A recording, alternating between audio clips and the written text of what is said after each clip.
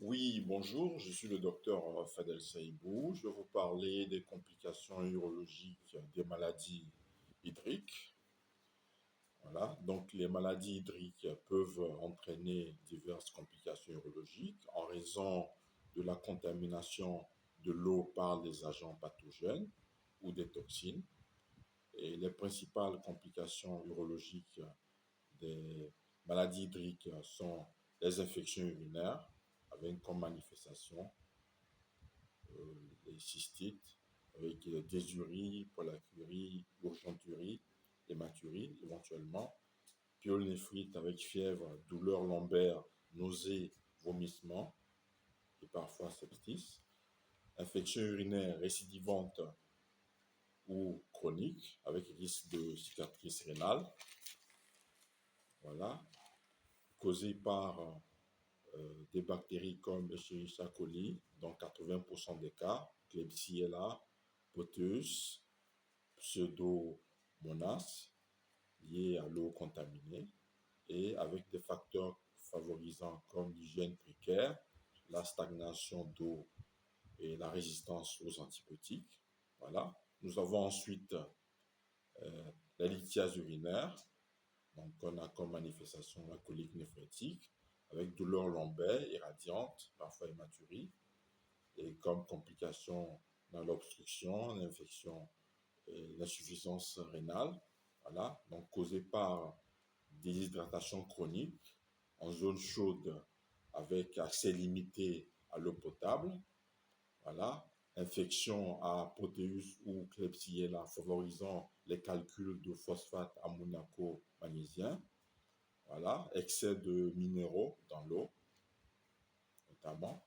Ensuite, nous avons la schistosomiase urogénitale ou bilharziose, avec comme manifestation en phase aiguë, fièvre et poérie, dermatite des nageurs, hématurie terminale, et en phase chronique, fibrose vésicale, sténose urétérale, hydronéphrose, cancer de la vessie, voilà, donc causé par Schistosoma hématodium, donc un parasite présent dans les eaux stagnantes. Voilà. Nous avons l'insuffisance rénale aiguë ou l'insuffisance rénale chronique, avec comme manifestation pour l'insuffisance rénale aiguë l'oligurie, œdème, hypertension liée à une glomérulonéphrite post-infectieuse ou déshydratation sévère. Voilà.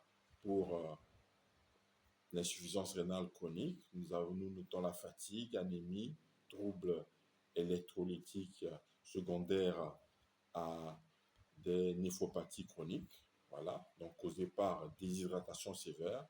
Il y a des situations comme le choléra, la diarrhée aiguë, voilà, les glomérulonéphrite post-streptococcique, liées à des infections hydriques ou aux toxines comme dans le cas des cyanobactéries, donc dans l'eau.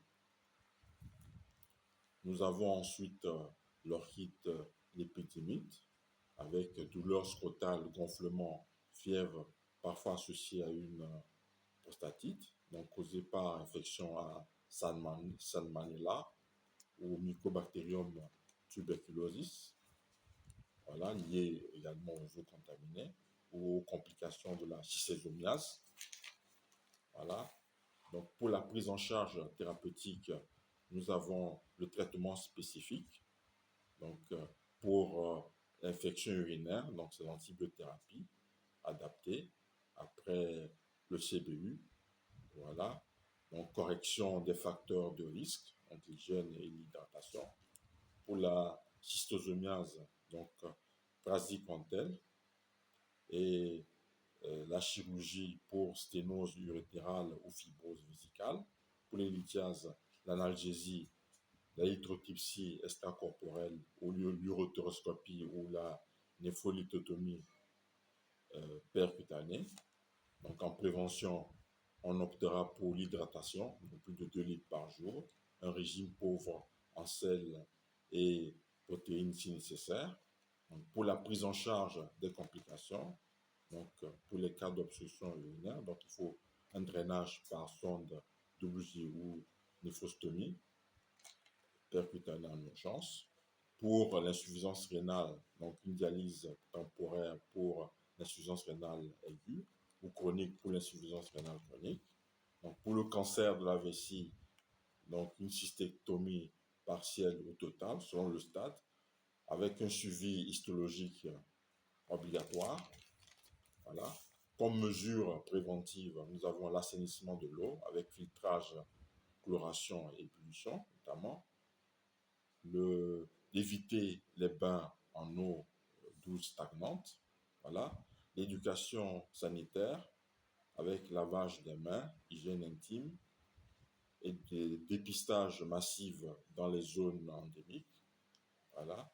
Donc, comme approche actualisée, nous avons les diagnostics rapides avec bandelette urinaire et PCR pour schistoma notamment, et imagerie écho-uroscanner. Donc, compte tenu des résistances aux antibiotiques, il faut une utilisation rationnée selon les recommandations locales. Voilà. Comme nouvelle thérapie, on a un vaccin contre schistoma hématobium en essai clinique, phase 2, et les alternatives au praziquantel en cas de résistance en utilisant par exemple l'artémisinine. Voilà. Je vous remercie.